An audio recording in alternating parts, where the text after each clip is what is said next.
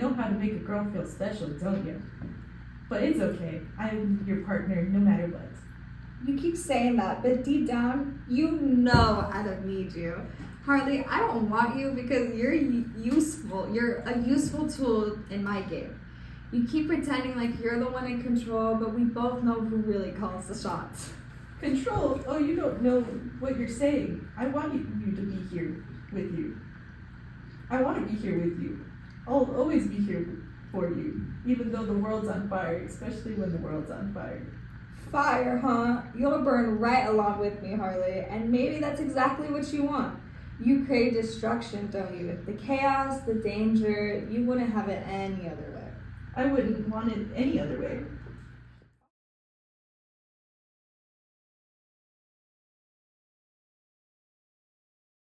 Scene 3, Batman and the Joker. Once again, we did not claim that we are actors, so please be kind.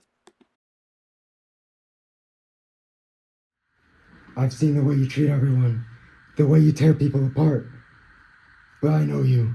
You didn't start out like this. None of us do. You're just like all the others. You think it's about the trauma, the event. The world is a sick, twisted place. There's nothing here because nothing really matters. Life, it's a joke, and we're all just the punchline. You want to know what made me who I am? Fine. It's really simple. I got a taste of the real world. It was just too much. And who needs a clean slate when everything's already destroyed? You're wrong. It's not about the world being broken. I know what happened to you, Joker. I've heard the stories. There's something deeper, something more than the clown you've become. Oh, is that it? You think you know my story, Bruce? Always thinking you can fix things.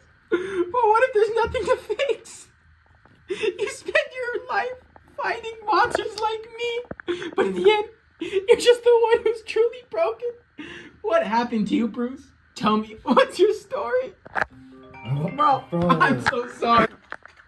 I lost my parents. The gunshot, the silence that followed, and the weight of guilt. It's something I carry every day. I never could have saved them. That's why I fight. To make sure no one else has to suffer like I did. But it's never enough. I can never fix it. I'm always running after shadows, chasing justice. Because deep down, I know I'll never get rid of that feeling. That helplessness. And it haunts me. It's why I put on the mask. Oh, the poor little billionaire, haunted by his childhood. How tragic. But you still cling to the idea that you can fix it. You think running around Gotham, knocking out thugs, is gonna make your emptiness go away? All you're doing is running from the truth. You're just as broken as I am. Only you're too scared to face it. I'm not running. I face it every night. Every time I step into the suit, I face it. And I know I'll never bring them back. But I can stop others from going through the same thing. I can prevent the suffering that almost destroyed me. I don't care if you think it's pointless. I care about what's left. The difference between us. You think they're saving people, but for me, it's about breaking them. I want to see the world burn. Bruce, and deep down, you do too. You're just too afraid to let go. You're wrong. You think embracing chaos will set you free. It only traps you in the darkness. You're not free, Joker. You're just hiding from your pain, your fear. But it's still there, eating away at you.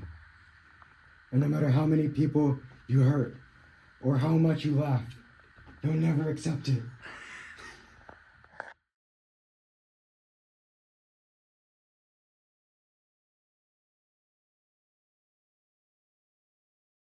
Now that we finished showing you guys the videos of the 3 different scenes that we recreated, Let's take a deeper dive on each of the scenes, first beginning with Quinzel and the Joker. The Joker constantly talks about how society is fragile, like a house of cards. This shows that he blames everything around him for his actions, refusing to admit his own personal pain. He projects his inner chaos onto the world, thinking that the world around him, his environment, caused every single action. Instead of facing his own issues, he pushes them onto the world and then makes everyone else the problem. In our exploration of the Joker through a psychoanalytical lens, we've seen a fascinating, albeit tragic, deception of a character whose psyche is deeply fractured by trauma, identity confusion, and a complex relationship with power and control. The different interactions between the Joker and key figures, his therapist, Harley Quinn, and Batman, give us a nuanced understanding of his psyche, revealing the destructive mechanisms that drive his behavior. First, when we consider the Joker's interaction with his therapist, we see someone who has not only suffered but actively rejects any form of therapeutic healing. Psychoanalysis often explores the role of the unconscious in shaping behavior, and the Joker's mind is a chaotic reflection of repressed trauma, emotional violence, and a profound disconnection from society. His disinterest in genuine healing and his frequent mockery of his therapist serve as a defense mechanism, a way to reject authority and any attempt at control, which he sees as a form of weakness. His desire to undermine his therapist's attempts at rationalizing his actions speaks volumes about his refusal to face his own vulnerability and his preference for a chaotic existence. So to sum it up, the Joker rejects the idea of normal society and sanity because it doesn't make sense to him. He prefers to live in chaos, which he sees as freedom, which Dr. Quinzel's psychoanalysis tries to force him into a neat, understandable box. The Joker is much more complicated than that, and that's part of what makes him dangerous and hard to fix. It's a very interesting idea. Okay, now that we got a better understanding about Quinzel and the Joker, and we were able to take a deeper dive into how he suppresses his emotions and he has a tendency to put his fault onto the world and blame it on the world, we can now look into the Joker and Harley Quinn. In this conversation between the Joker and Harley Quinn, we can use psychoanalysis to understand how their relationship works. The Joker is a master manipulator. He knows how to keep Harley around by making her feel like she's only important when she's serving beside him. He calls her a sidekick and says she's just a distraction to support the cause. This is typical of a person who wants to control someone else, like how narcissists or sociopaths use others to boost their own ego. The Joker keeps Harley dependent on him, never letting her feel truly independent. Harley sees the Joker as this genius, ignoring all his flaws and how he's actually using her. She wants him to be the perfect vision of the Joker, the one she imagined in her head. This is called idealization, where you only see the positive qualities in someone and ignore the bad stuff. She's projecting her fantasies onto him and refusing to see the truth of who he really is down beneath. Harley loves the chaos and the destruction the Joker brings. It excites her, even though it's clearly harmful. This fits with a psychoanalytic idea called masochism, where someone might subconsciously seek out painful or dangerous situations because they feel alive or validated by them. In Harley's case, the Joker's chaos makes her feel like she has a purpose, even if it's unhealthy. In short, this conversation shows a really unhealthy dynamic between the Joker and Harley. The Joker manipulates Harley to keep her under control, while Harley idolizes him and depends on him for validation. They're both stuck in a cycle of emotional dependency, where neither of them can break free or grow because they're too focused on the chaos they create together. The manipulation between Harley and the Joker is a very toxic relationship. Overall, it's a very unhealthy way of living with one another, especially in a romantic sense. Okay. We are almost done. We have one more thing to cover, and that's going to be Batman and the Joker. We just looked at Harley and the Joker, and we got a deeper sense into the manipulation that the Joker uses on Harley Quinn, meaning that her self-worth is now at 0, and that is so the Joker feels higher than her. For the Batman and the Joker, in this conversation between them two, we can see how their past shape who they are, especially through a psychoanalytical lens. The Joker rejects the idea of his past matters. He calls his life a cruel joke and says embracing chaos sets him free. From a psychoanalytical point of view, this is what it looks like he's avoiding, dealing with his pain. He hides his emotions by chasing chaos, which acts as a defense mechanism to avoid confronting any trauma that he has faced. Instead of facing his past, he creates a new identity and lets him avoid these feelings. Batman's past is filled with guilt over losing his parents. He fights crime to stop others from suffering like he did, but deep down, he knows he can't fix what happened. Psychoanalysis would say Batman is using his role as a hero to deal with his deep feelings and guilt and helplessness. His fight against crime is a way to feel in control when his past felt out of control. He represses his true feelings and hides behind the Batman mask. The Joker tells Batman that they're both broken, but in different ways. He thinks Batman is just running away from his pain, like he is. From a psychoanalytical perspective, this could be the Joker projecting his own struggles onto Batman. The Joker wants chaos because it distracts him from his pain, while Batman wants order to make up for his feelings of helplessness. Both are coping with trauma, but in their own messed up ways. For example, Batman fights villains, beating people day and night.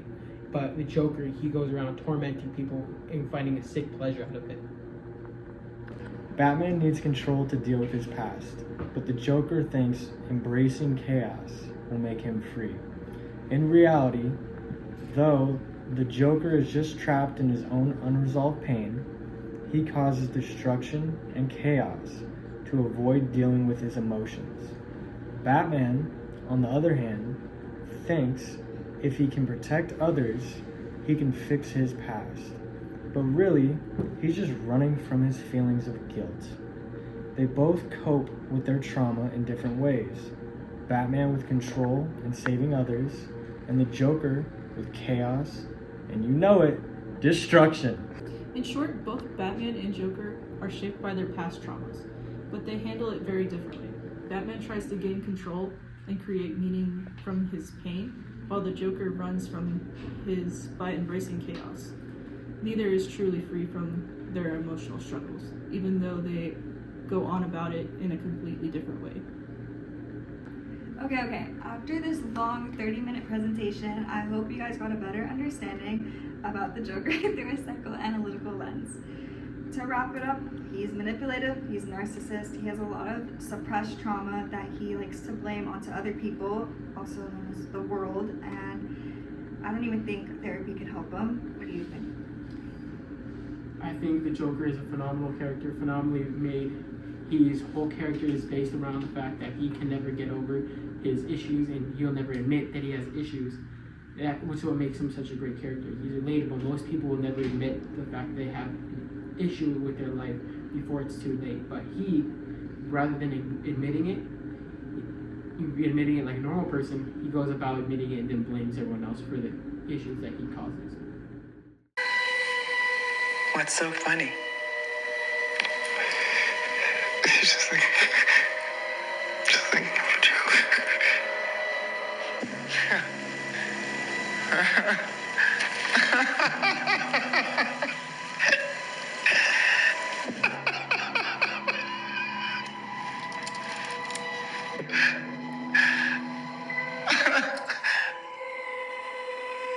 Do you want to tell it to me?